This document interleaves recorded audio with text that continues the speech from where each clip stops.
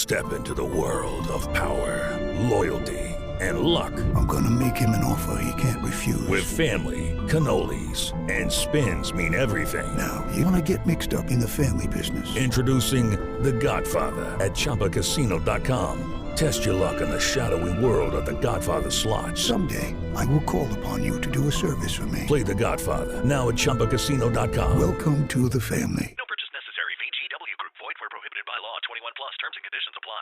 You're listening to Zodiac Speaking, brought to you by AbJack Entertainment. Be sure to check out some of the other great true crime podcasts from this network, including The Murder in My Family, Missing Persons, Scene of the Crime, 3 Men and a Mystery, DNA ID, Malice, All Things Crime, and Riddle Me That. All of these podcasts are available for you to binge on right now, wherever you listen to podcasts. Subscribe where you're listening to this podcast so you don't miss an episode.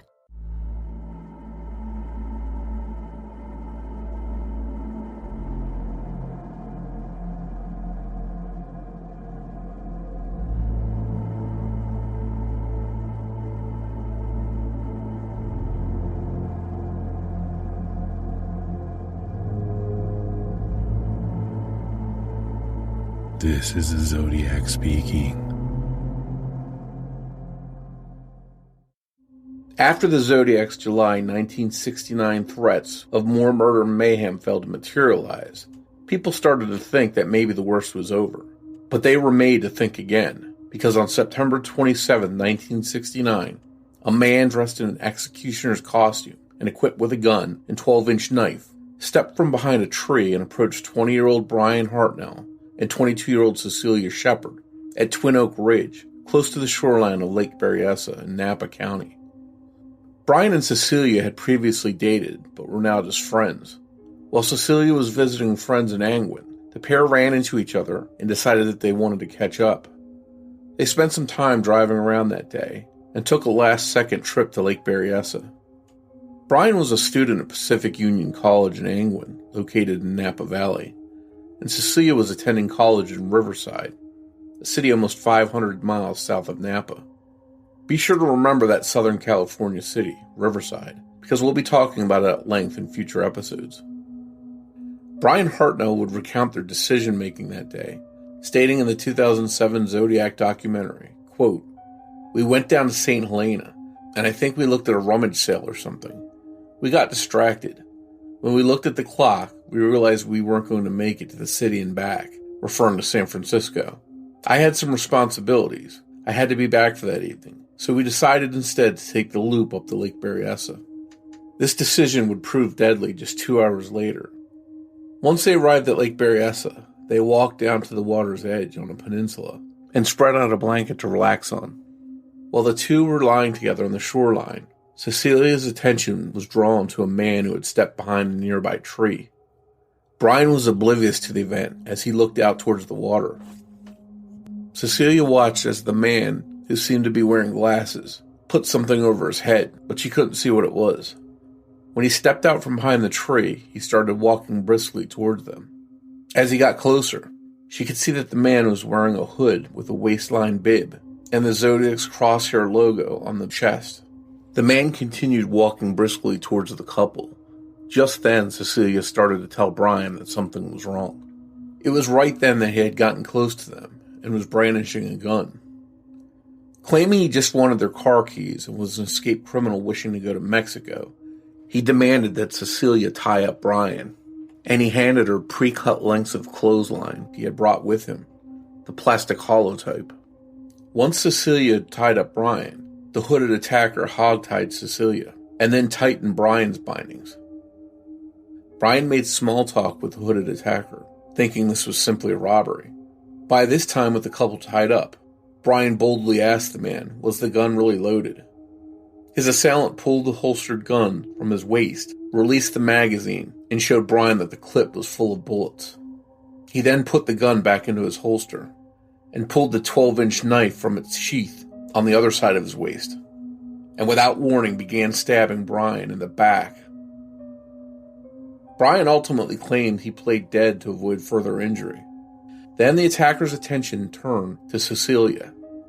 She struggled and writhed around in terror and pain as the man plunged the blade repeatedly into her back and abdomen, a total of 10 times. After the attack, the man rose to his feet and casually walked away, back up the incline in the direction of Knoxville Road. Both Cecelia Shepard and Bryan Hartnell survived the brutal onslaught, and with the aid of Cecelia, Bryan was able to free his bindings and attract the attention of a boat circling the lake. Ronald Henry Fong, who had heard the cries of the badly injured Bryan, raced off northwards to the nearby Rancho Monticello resort to seek help. The time was a little after 6:30 p.m. In the 2007 Zodiac documentary, Bryan recalled the memories of his fight for life after the vicious attack, stating, quote, "So I got up and made it about 5 feet, and the sparkles in the darkness came back, and I had to drop down immediately to keep from passing out. I just lost too much blood and had no energy to move. So I waited a minute, got some more strength, and thought I'm going to have to do this a little slower. I made it another 5 feet and dropped down. So I started just taking 5-10 foot intervals and found that if I wasn't trying to walk fast and walk bent over holding my chest and walk slower, I could make more distance in between having to stop and rest. I made it about halfway to the road and saw some lights coming. Those lights were from the vehicle of Park Ranger Dennis Land. An ambulance would eventually arrive, but the delay would prove fatal for Cecelia Shepard, who succumbed to her devastating injuries at the Queen of the Valley Hospital just 2 days later.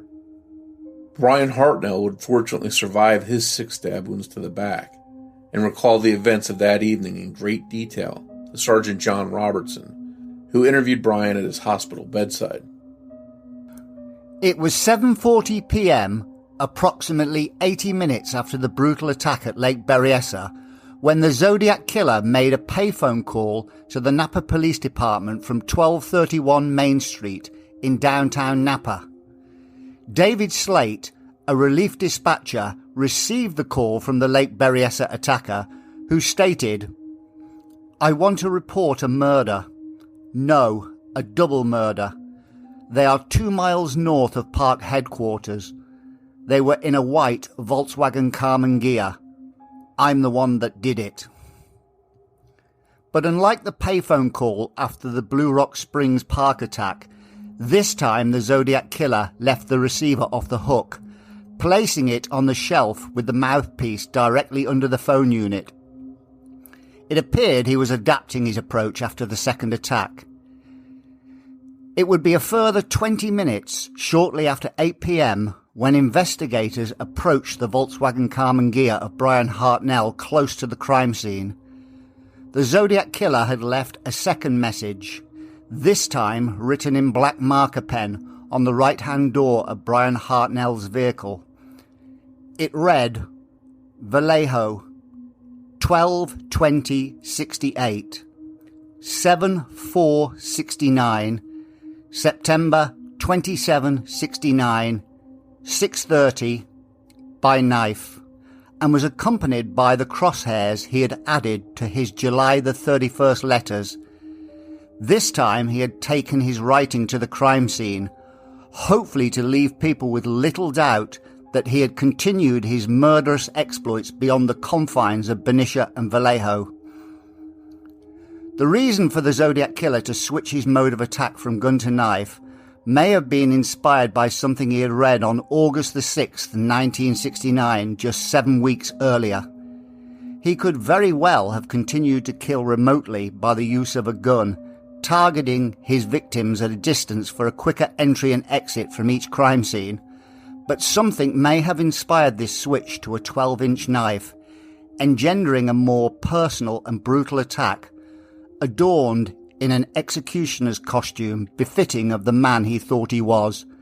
That inspiration will be covered shortly.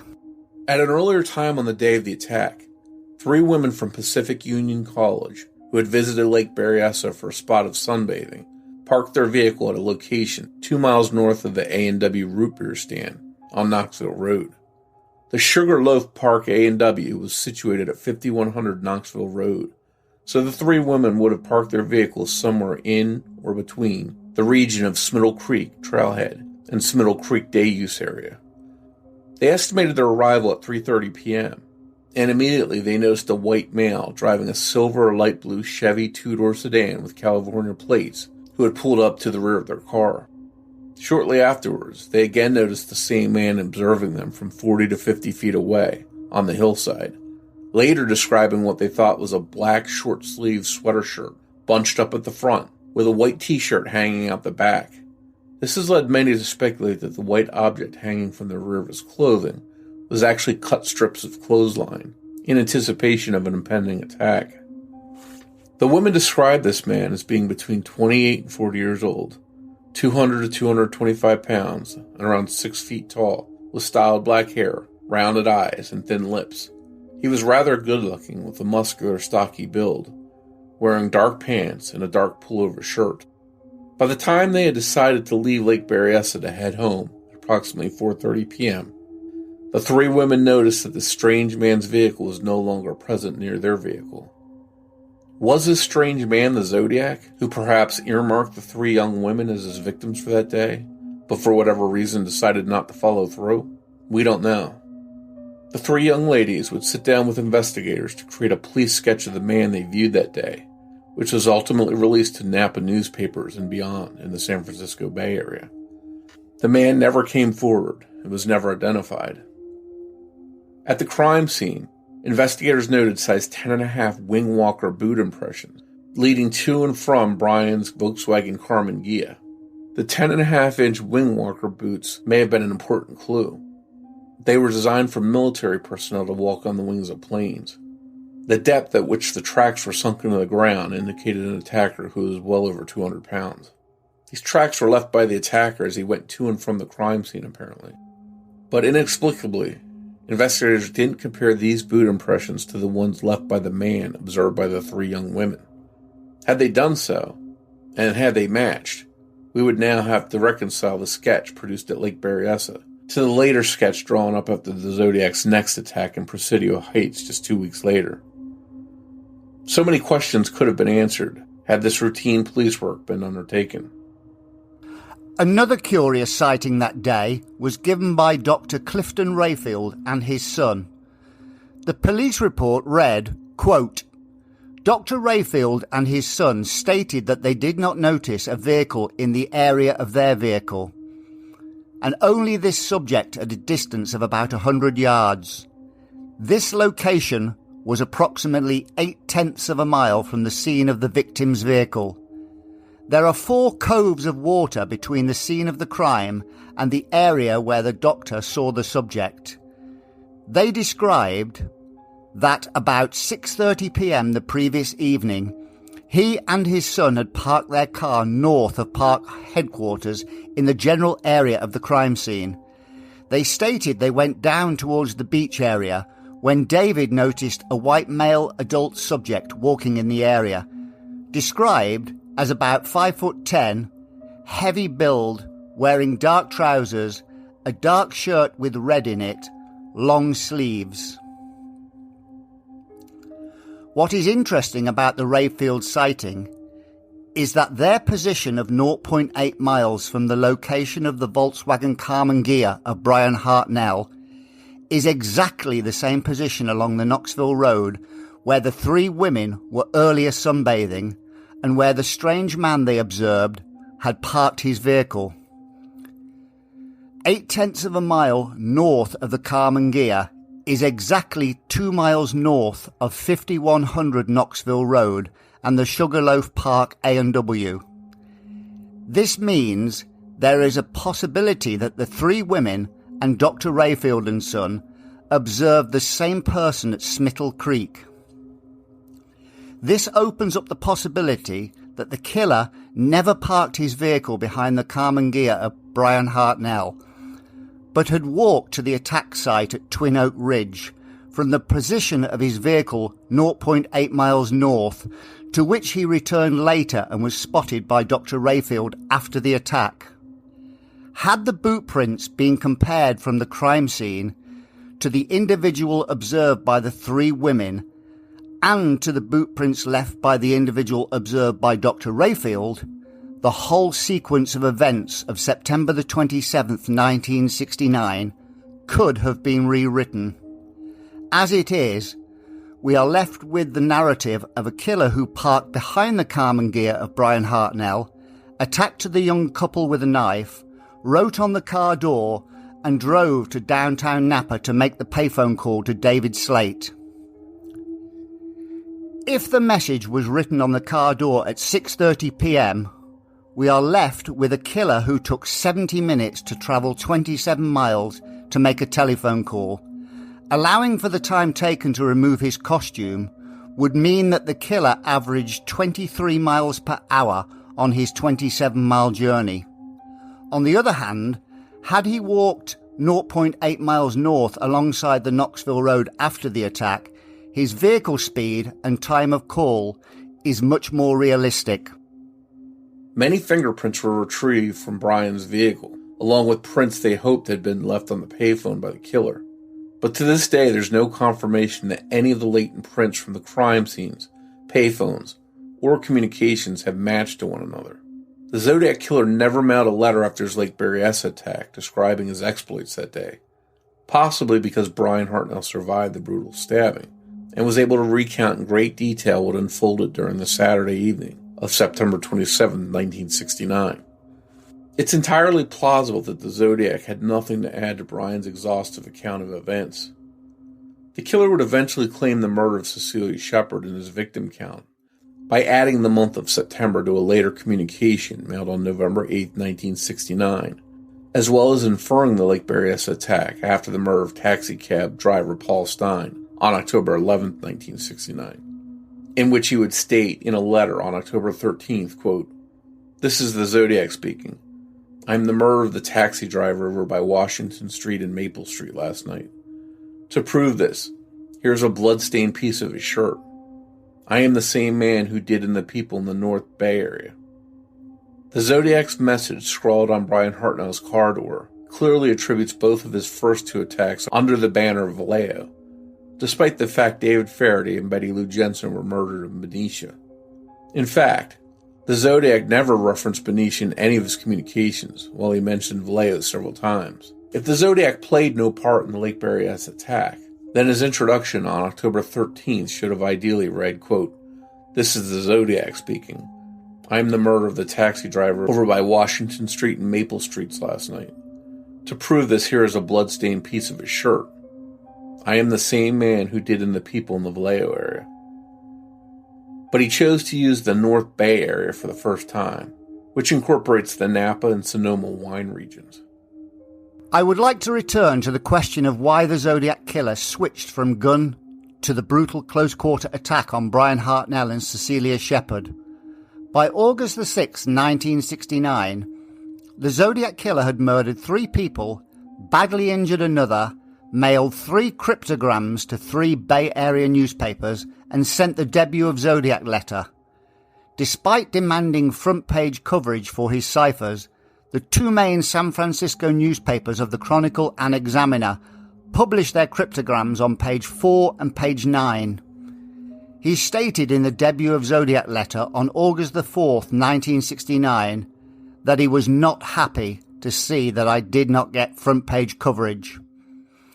At this time, he would have been scouring the newspapers for updates on his 408 cipher, yet to be cracked, when the San Francisco Chronicle produced an extremely lengthy report of the brutal murders of teenagers Kathy Rain Snoozy, 15 years of age, and Deborah Gay Furlong, 14 years of age, each stabbed in excess of 100 times in San Jose on August the 3rd, 1969, with a weapon described as a pocket knife, and compared to the Nazi sex mutilations during World War II by Dr. John Hauser.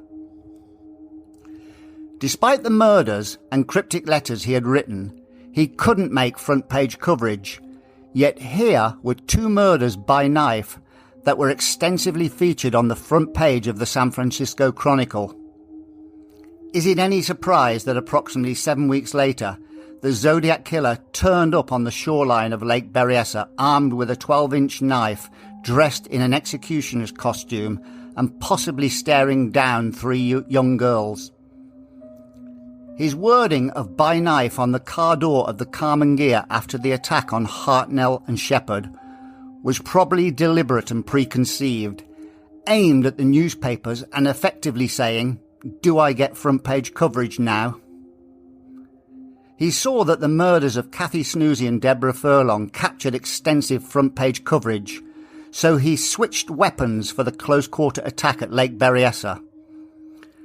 But had he targeted the 3 young girls at Smittle Creek first?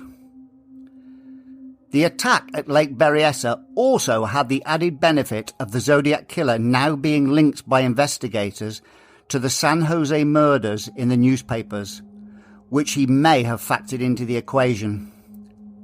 In the same November the 8th, 1969 dripping pen card, when he added September for Cecelia Shepard, he added August, upping his known victim count of 5 to 7. It doesn't take much working out who these 2 extra victims were.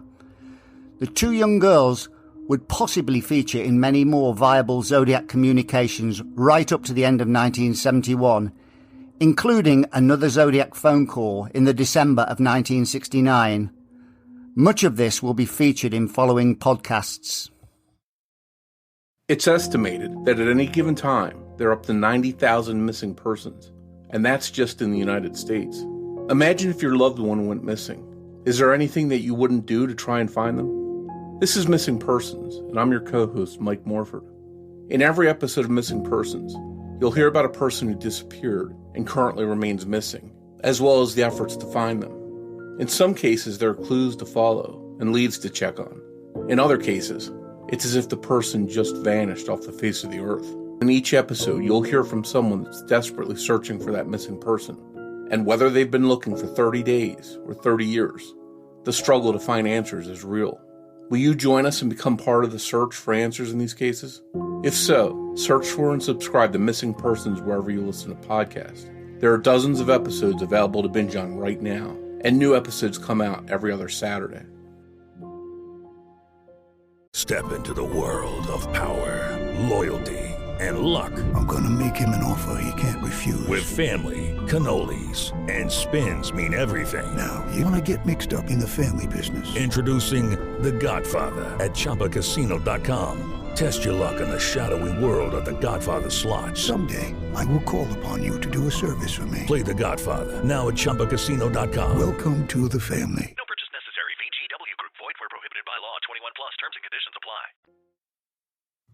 Well, I'll start with, a lot of people believe the Lake Berryessa crime is one of the most dubious of the Zodiac crimes for various reasons, that it varied so differently from the initial 2 crimes at Blue Rock Springs and Lake Herman Road. But I think the way to determine that this crime was a Zodiac crime is look for the inspiration of why he committed it and why he changed. And I'm just going to elaborate on the introduction with the Snoosey and Furlong murders and why he chose Berryessa in the first place.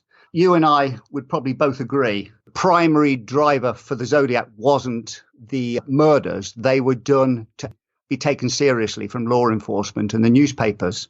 And so he needed to kill a few people at least so he could get the publicity that he required.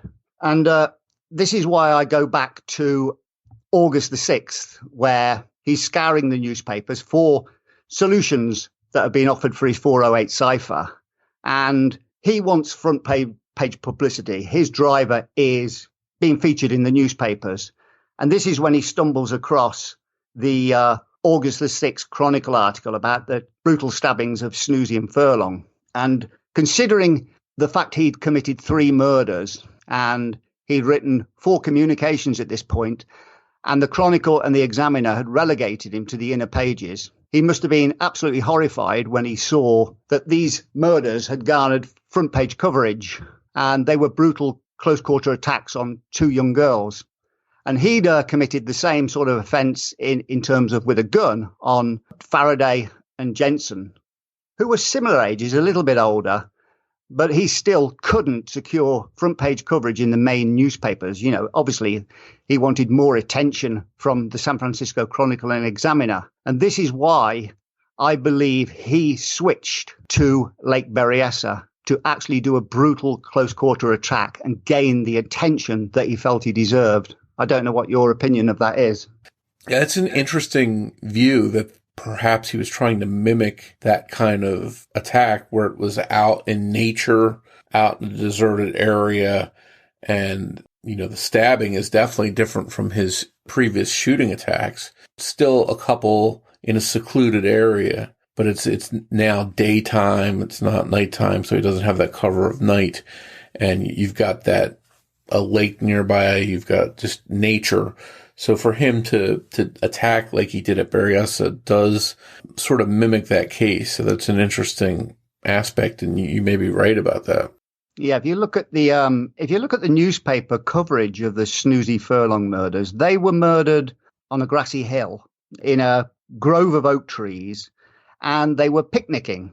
Now, the Zodiac, I believe, probably had visited Lake Berryessa before, and as soon as he saw this description of these murders, something must have triggered in his mind, and this must have brought up the idea of an attack that could be committed at Berryessa, very similar to the Snoozy and Furlong murders, and hence why he traveled about 40 miles if he lived in Vallejo to bypass many towns and cities to focus specifically on Lake Berryessa, which I'm sure he had previous knowledge of and would be suitable to commit an attack very similar to the Snoozy Furlong murders. And obviously, because it's a brutal attack with a knife, he could have killed the couple in many different ways. He could have used a silencer on his weapon at Lake Berryessa. He could have, I don't like to say this and be too graphic, but he could have slit their throats. He could have easily killed them, but it seemed like he wanted to imitate a multiple stabbing, but this time with a 12-inch bayonet, effectively, rather than a pocket knife that was committed on Snoozy and Furlong, dressed in the executioner's costume for greater effect, as it were. And this is the reason that in the intro that I presented earlier, why he wrote by knife on the car door. He was making a statement saying to authorities, do I get the front page coverage I deserve now?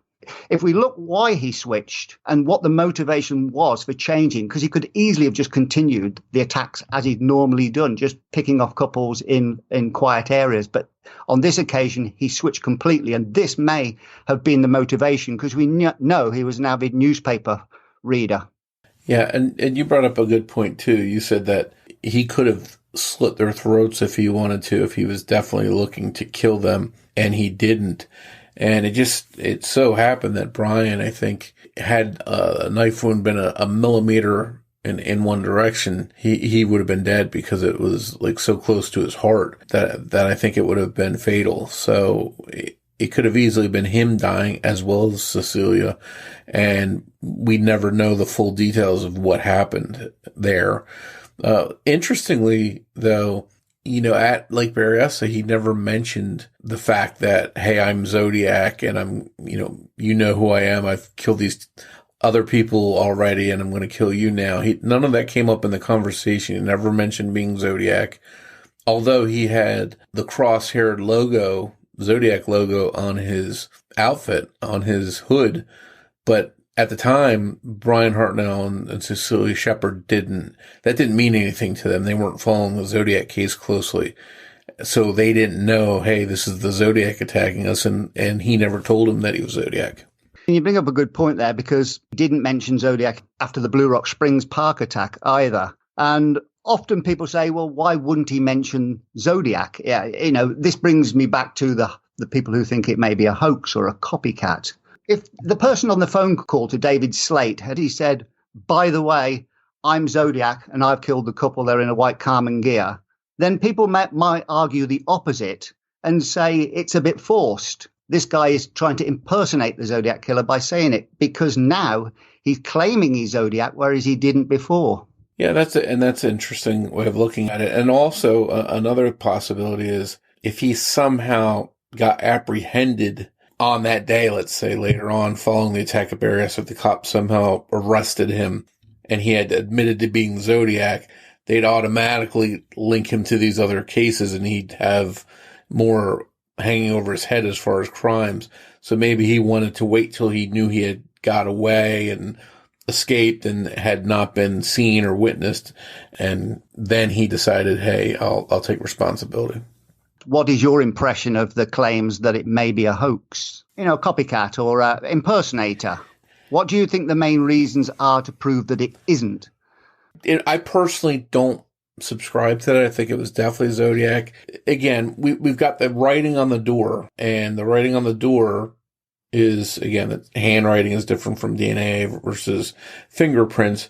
That's hard evidence, but the writing on the door was evidence at the time, and that was found to be Zodiac's writing, the same writing as on letters in the other cases in the Blue Rock Springs, and then following Lake Berryessa, it would be the San Francisco murder of Paul Stine.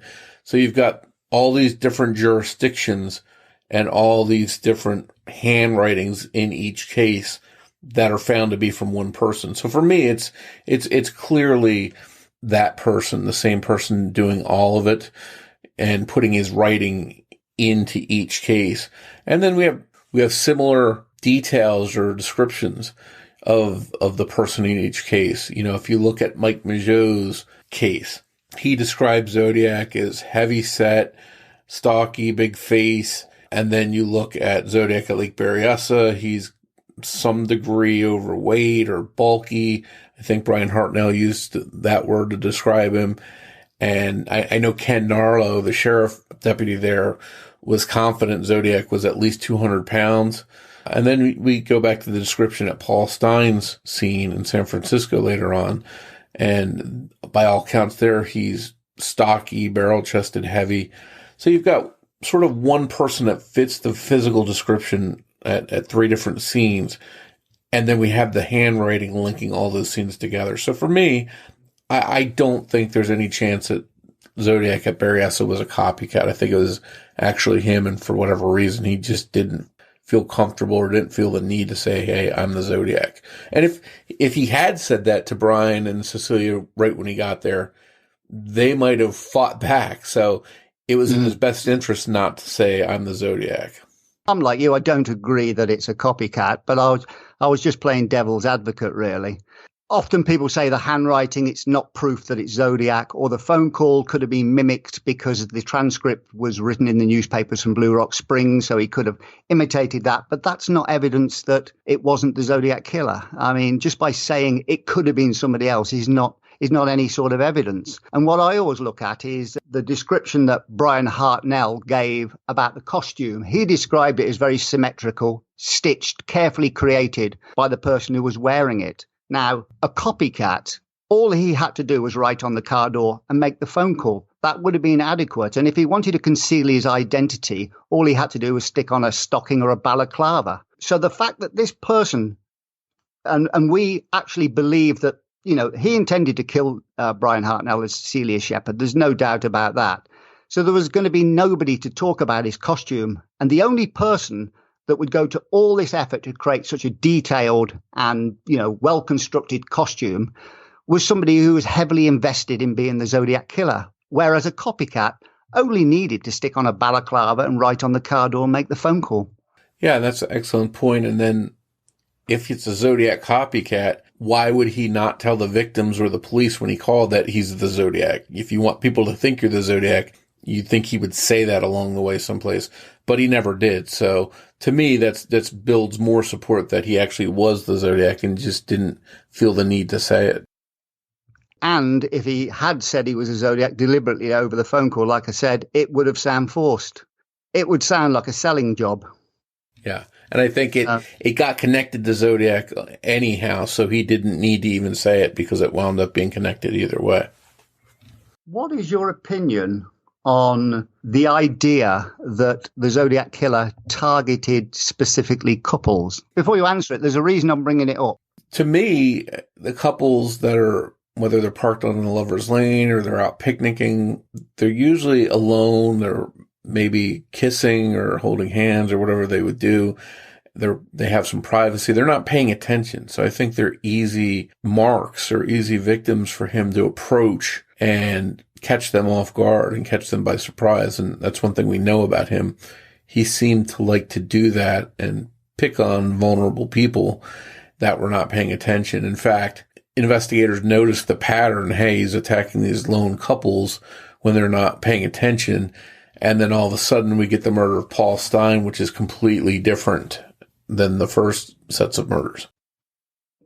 If I brought up the fact that Paul Stine was a Zodiac murder, if no shirt piece or letter had ever been sent to the Chronicle, people would have laughed me out the room.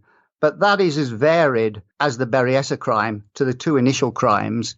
So the argument that this isn't a Zodiac crime because it so differs from the first two crimes doesn't stack up.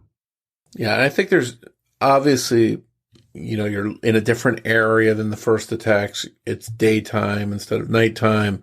There are some differences, and I could see why some people would say, hey, this doesn't seem like the same person doing it. But again, maybe they're changing their pattern. Maybe Zodiac was switching it up a little bit, or maybe he was out there fishing at Lake Berryessa that day and saw an opportunity and decided on the spot, hey, I'm going to do this. And because we do have reports of an unidentified man moving around the area before the attack at Berryessa. There was a bunch of witnesses that saw this person walking around, and sort of they would encounter him and then he would turn around and go the other way. And then there was a guy who was wearing similar clothing that was seen by some girls that were sunbathing, and he was watching them just acting odd, and police tried everything to locate this guy and did a sketch of this mystery man, and he never came forward, was never identified. So there's definitely a possibility that Zodiac was out there just scouting the area, looking for the right potential victims, and maybe the best ones that he could find that sort of fit what he was looking for were Cecelia and Bryan.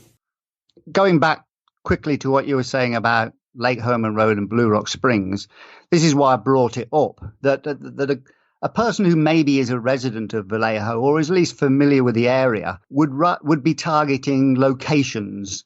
Serial killers often have an idea of their background, where they live, and they might target, say, sex workers, because they know they will readily get in their car. They won't be missed. They haven't got any great family structure, and the newspapers wouldn't give him the publicity, because often, sadly, these cases didn't get the newspaper coverage because they were almost regarded as second-class citizens, and they were asking for it, sort of thing. It's a sad, especially in the 70s, 80s, and 90s.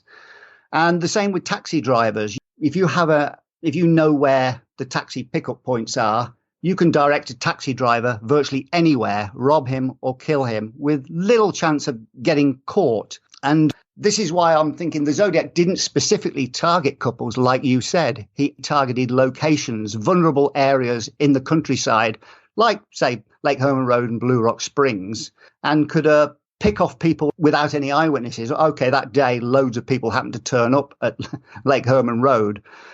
I don't know about you, but I don't believe for a minute if he'd have pulled into Lake Herman Road or Blue Rock Springs and there was two women in the car, one woman, two men, he would have just said, "Oh, forget it, I'm going home now." Yeah, that's an interesting thing to think about, whether he specifically wanted to find a male and a female. If it wasn't the right situation, would he have still struck? The guy that was watching the female bathers, I forget how many bathers there were at the time. I think it was 3 or 4 girls that were sunbathing. Three. Yeah. So maybe he thought about attacking them, but it's hard to control 3 people, 3 women that would just start running in 3 different directions. If that got out of control, he could find himself getting busted or having some problems. So maybe they weren't the right people. And later on, he found Cecelia and Bryan. One interesting thing, and I don't want to get too far ahead for the listeners that aren't overly familiar with the Zodiac case, but it's the Riverside connection with Cecelia.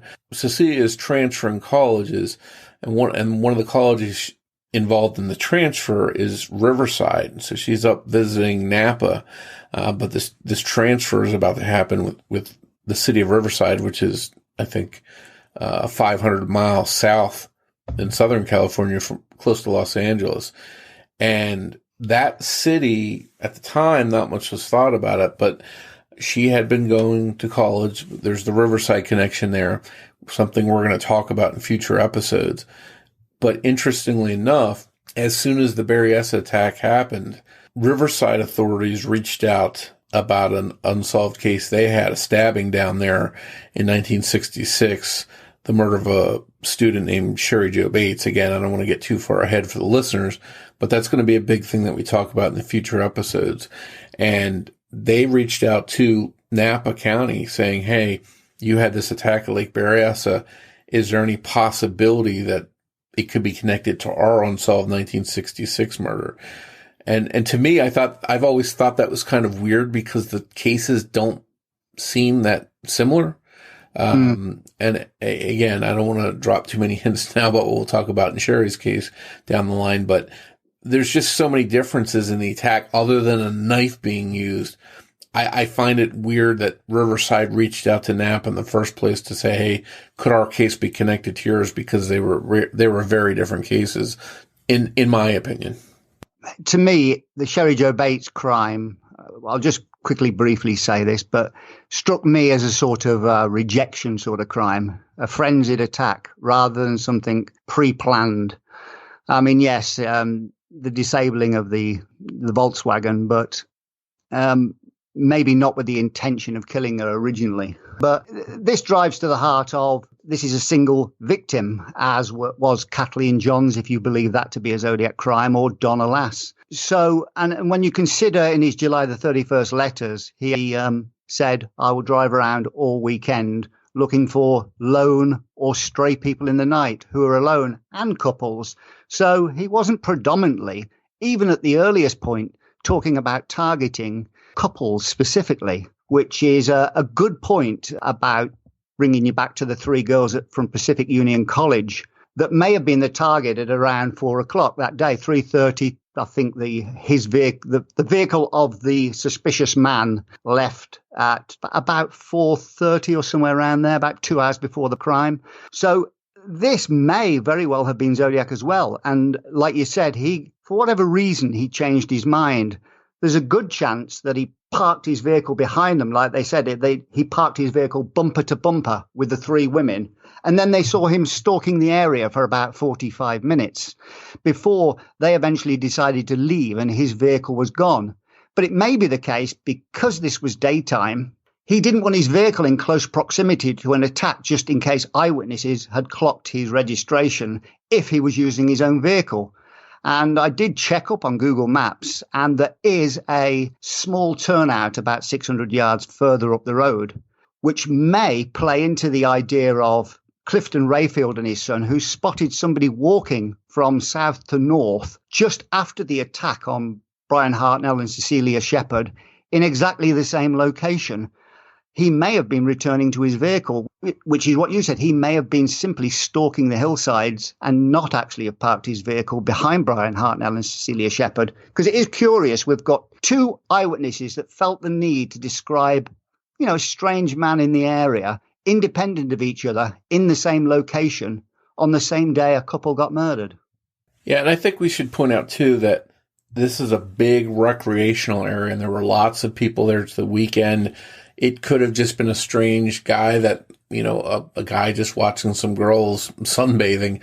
There are a lot of creepy guys like that out there. It may not have been Zodiac. In fact, they put out a sketch of this guy, which people can find on your website or mine or anywhere online. They can see that sketch, what this person looks like. And then later on in the next episode, we're going to talk about the Paul Stein murder. There's a sketch released there. These two don't seem to look alike. The description of their hair, their face is different. So it may be two different people, or this person simply changed his style a little bit, changed his haircut, added some glasses. But if they're the same person, the two sketches do not resemble each other, in my opinion. I tend to believe this was a Zodiac in both cases. I did a little article on my site talking about the sketches. If you look at the sketch made from the man at Berryessa, the one observed by the three women, it looks really quite strange. The eyebrows are about 4 foot above the eyes. So what I did was lower the eyebrows back into a proper place, just change the jawline, just with a couple of simple changes, make them look, reasonably similar to each other. So the descriptions were very similar, 5'10", heavy set, dark clothing. And if you remember, the 3 women at Pacific Union College said they noticed what looked like a white belt or white shirt hanging out the back of his trousers, which we have all discussed on your forum, may have been the rope hanging from the back, the clothesline hanging from the rear of his trousers in anticipation of an attack. But got cold feet for whatever reasons, like you said, or it was daylight. He didn't want to be have his car recognized in association with the crime he was about to commit. Moved his vehicle up north slightly, and he may have returned back later to initiate the attack on the 3 girls in absence of his vehicle.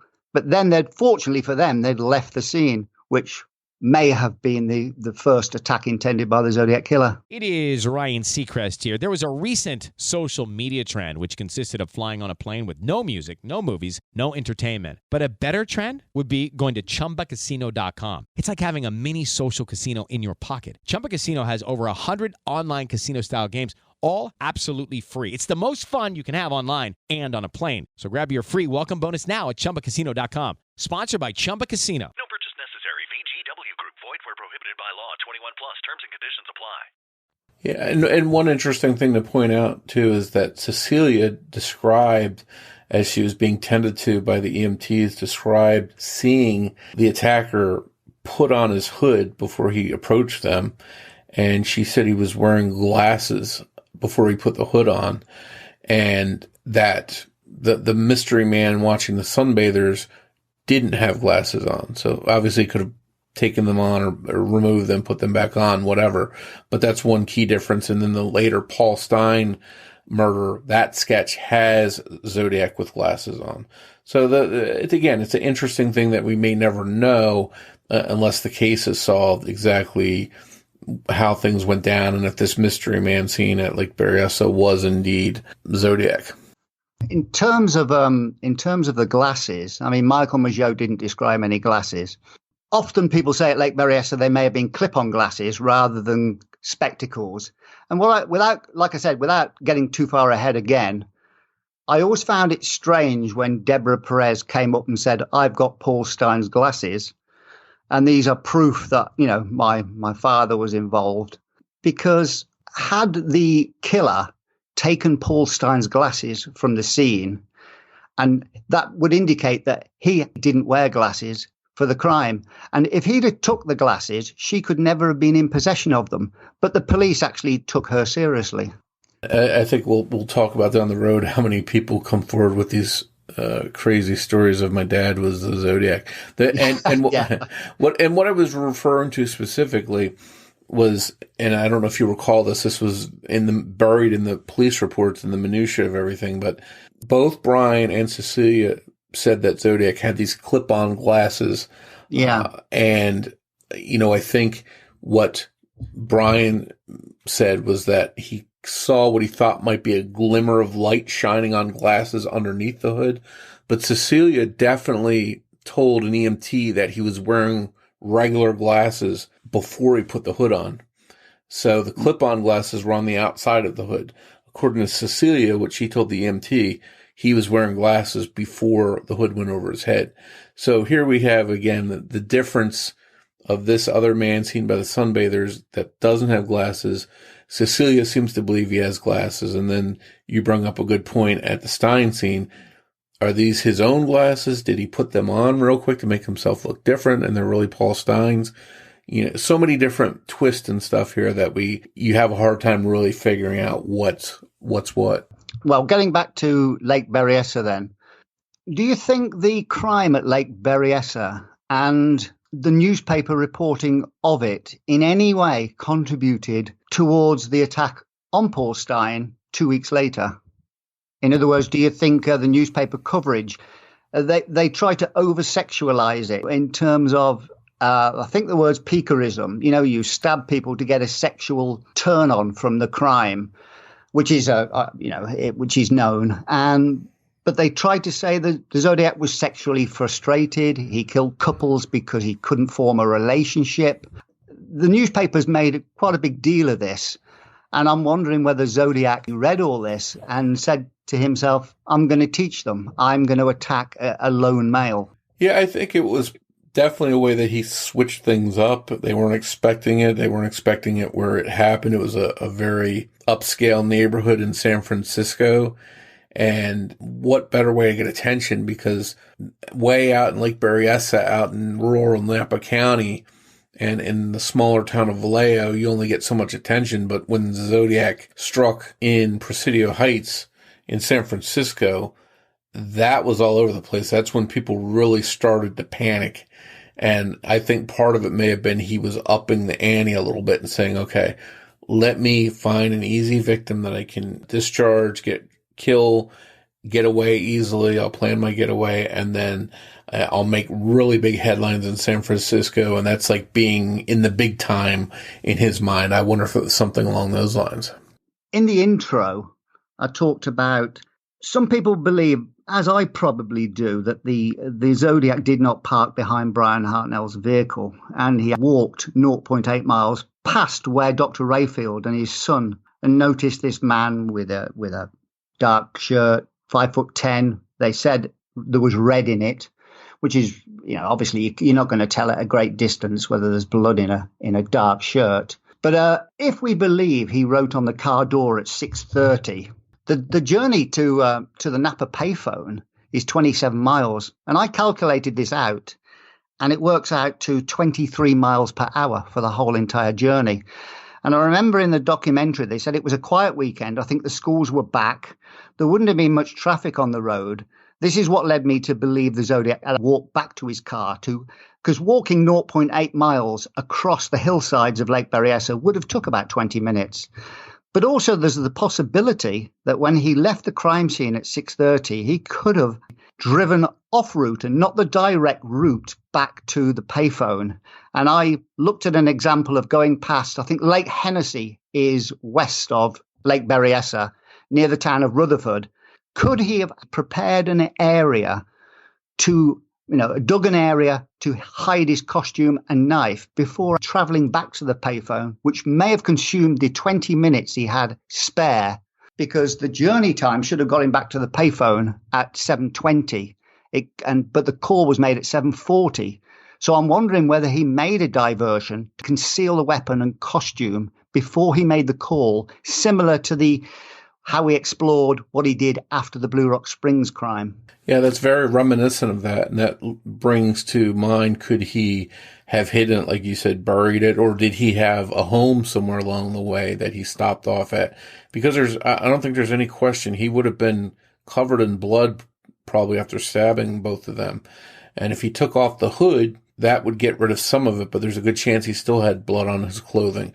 So stopping someplace, cleaning up, hiding the clothes, hiding the knife, maybe the gun, and then driving to the phone booth, that sort of gives you that time, that missing time that we saw with the call after Blue Rock Springs.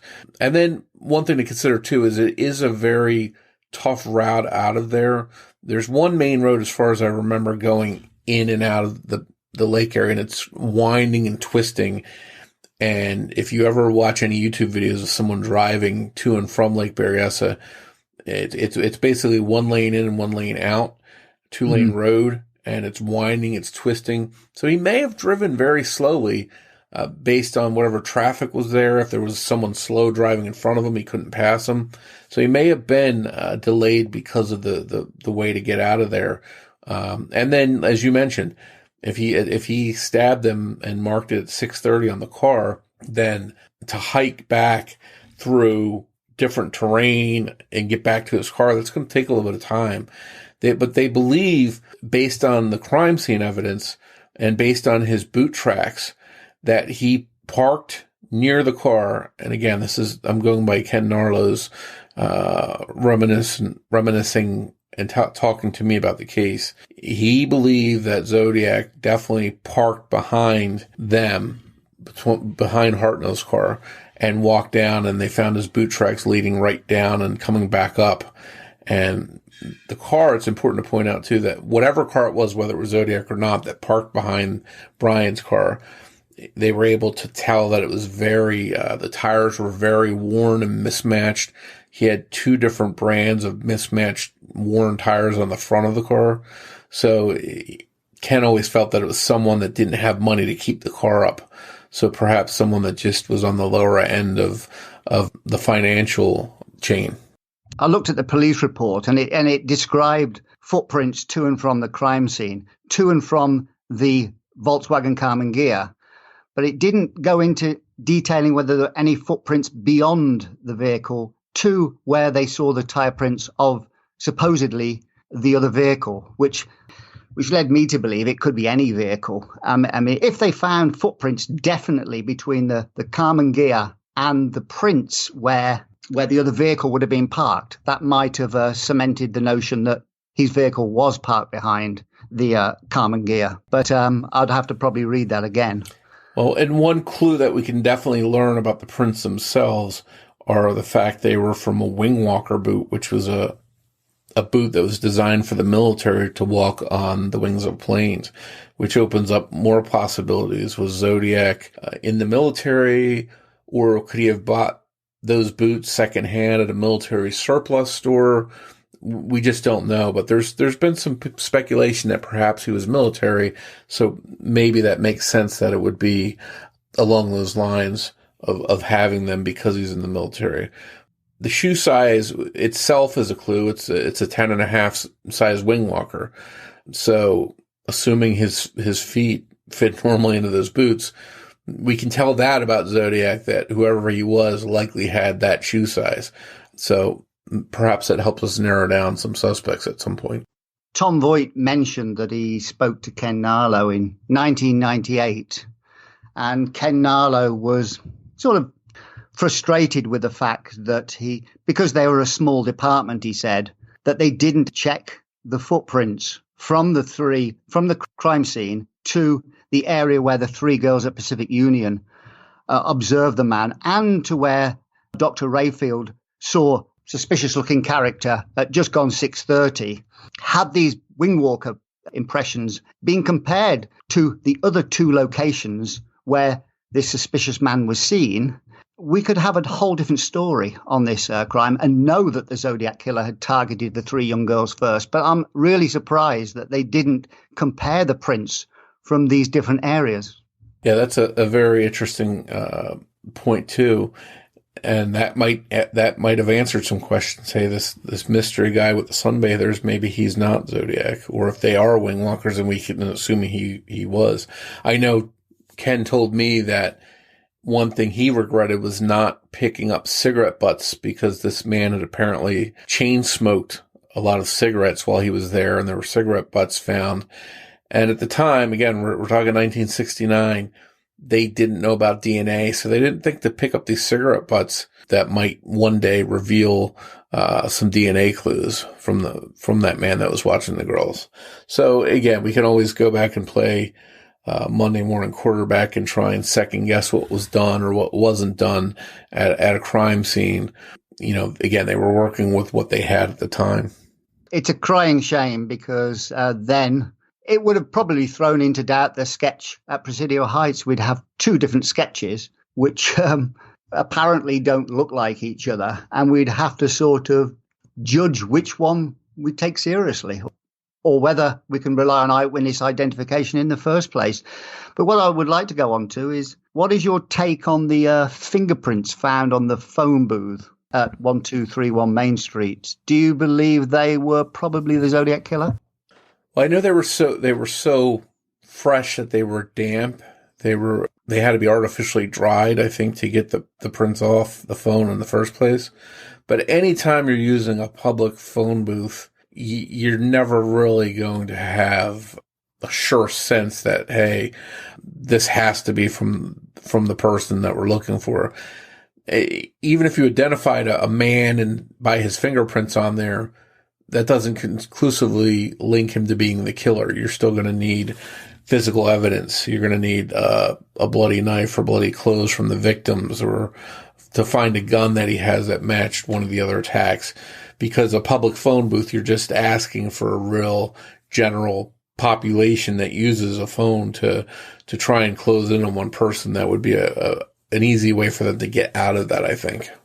One of the reasons I ask is because, I'll throw in a curveball. I use a mobile phone with my left hand, even though I'm right-handed. I always keep my dominant hand available for writing. And in those days, if you look at the Napa payphone, you've got the dial and you've got the receiver. I think it's hooked up on the left-hand side. If they'd have checked these fingerprints and they were the killers, obviously, if you hold the phone with your left hand, if you imagine transferring the handle of that phone over to your right hand, your fingers would be on the opposite side of the handle. So by identifying this was the Zodiac killer, you'd be able to tell, because in those days, I would assume they would always keep their dominant hand free. In other words, if you're right-handed, you'd pick up the phone with your left hand so you can dial with the right and write anything down. So these fingerprints may have told us the Zodiac killer was right-handed rather than left-handed. Because if we go back to the Graysmith sketch, the holster was put on the right side, and obviously you don't put a holster for a gun on the left side if you're right-handed. Well, not usually anyway. And also with the attack on Bryan Hartnell and Cecelia Shepard, particularly Bryan Hartnell, a right-handed person kneeling over and stabbing Bryan Hartnell in the back, I would think the predominance of the wounds would be on the right side of the back, angled from right to left. So these three things, including the payphone, could have told us that this was definitely a right-handed person. Yeah, and it's one of those things that we may not know until the case is solved. Hopefully the case is solved, then we can learn some of these things and go back and reevaluate all these possible clues. I think at the end of the Berryessa attack, I think we're left with a lot more questions than answers. One thing we should point out is that sometime in the past decade, I don't remember the exact year, but Napa went back and reevaluated their evidence, and they tested the clothesline that was used to bind up Cecelia and Bryan, searching for touch DNA on it to see if the killer had left any, and they weren't successful with capturing that and finding a profile on there. So if there's anything that's going to be done after all this time, it's going to have to probably come from a different piece of evidence or one of the other attacks. What do you think the best piece of evidence is? Probably if they don't get anything off the physical stuff that was handled by Zodiac at Lake Berryessa, then the other possibilities to me would be something off one of the letters from the inside flap of an envelope, which if they're ever going to do DNA work or genealogy to try and make a family tree and trace back to the killer, I think it would probably be done through DNA from the inside of a envelope flap. Do you believe he did lick the stamps and there is going to be evidence there? Yeah. Or do you believe the notion that he used water, tap water? I believe that he probably did it himself. He probably licked it because he wasn't sending out I've sent out 20, 30 letters at a time where I wasn't going to lick 20 or 30 stamps. So I would use water in that instance, but to lick one stamp, seal one envelope, if it's just one thing I'm mailing, I don't know about the average listener out there, but I would just lick it myself and put it on. And again, we have to say that he wouldn't have known about DNA. He took precautions and tried to hide his prints because back then that's mainly what they had, but he couldn't know about DNA. And that's one thing that hopefully will be his downfall, is that he did leave DNA on something and they were able to recover a profile from it. I mean, often people have said he may have been knowledgeable about, because often when you lick stamps, they can tell whether you're a secretor or not, something to do with blood typing. So he may have been not thinking about DNA, but thinking about leaving other forms of evidence that may narrow down who he was.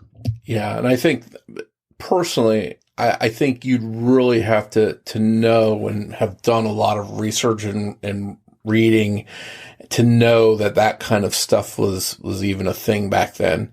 I don't think the typical criminal knew about that. So unless he read that someplace specifically, it's tough to say.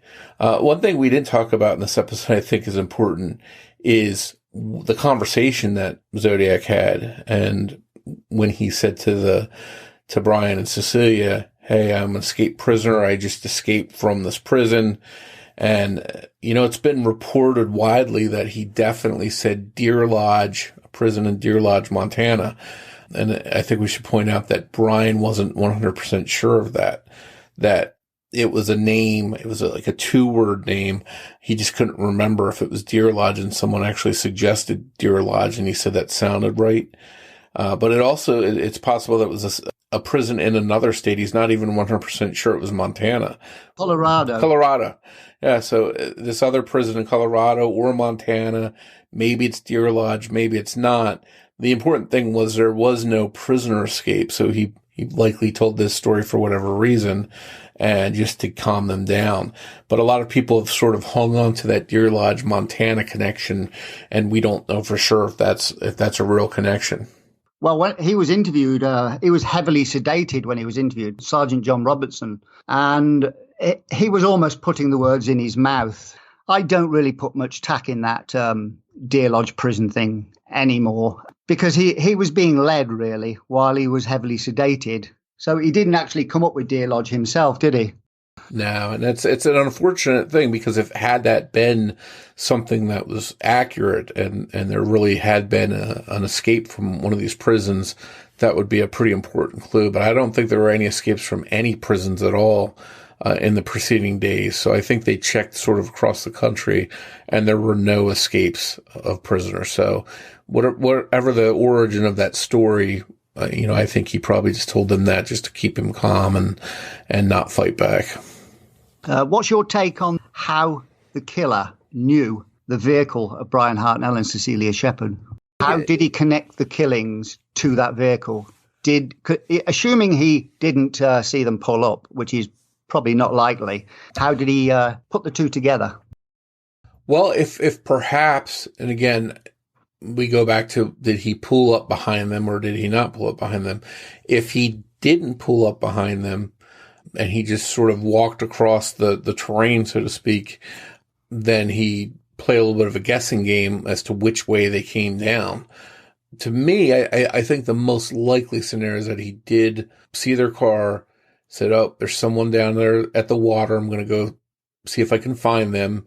Maybe he follows their tracks down or follows their trail down that goes down there. And it was several hundred yards, so it wasn't a short walk. He really had to put some time into getting down there.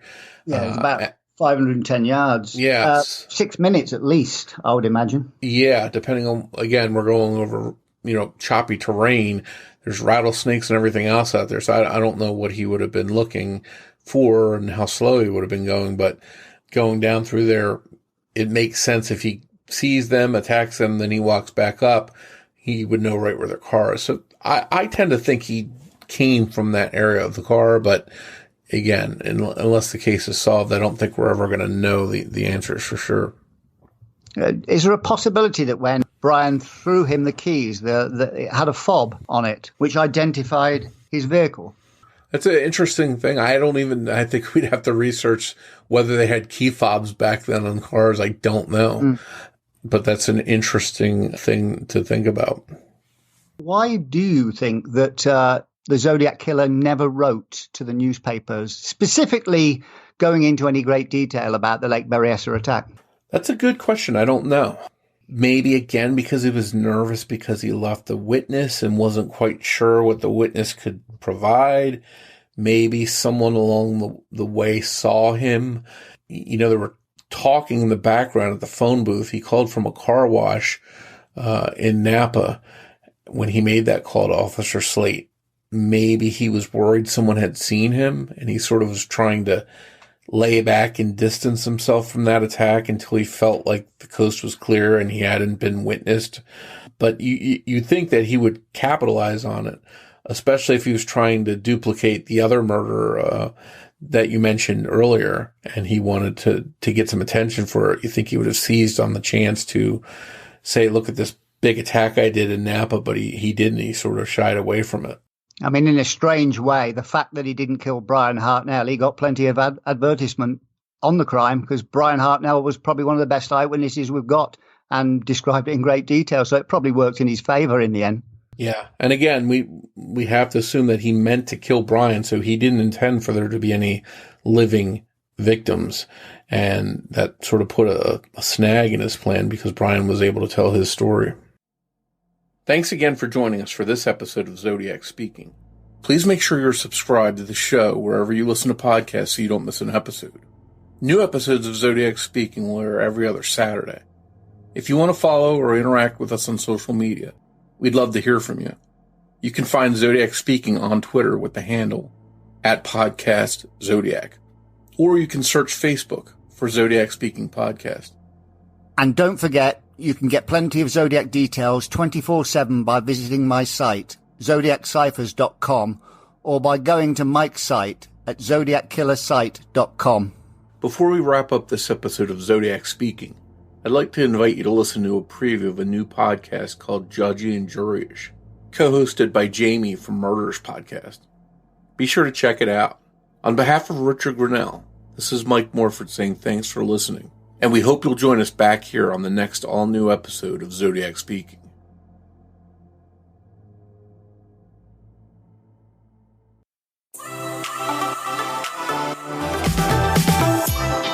Hey, I'm Jamie. You might know me from Murderish, a true crime podcast. Well, I've got a new podcast called Judgy and Juryish, and I'm hosting it with my best friend since junior high. That's me, Jessie. Every week on Judgy and Juryish, Jamie and I dish on our favorite reality TV shows, with judgy opinions coming in hotter than a Lady Morgan toaster oven. We'll take you inside the drama, and when reality stars fight, best believe we are engaging. Put on your She by Sheree joggers, pour a glass of Ramona Pinot Grigio, then search for and subscribe to Judgy and Juryish in your favorite podcast app. And remember, fix your face and stay looking hot. Because you don't want to end up with a crappy mugshot. Bye!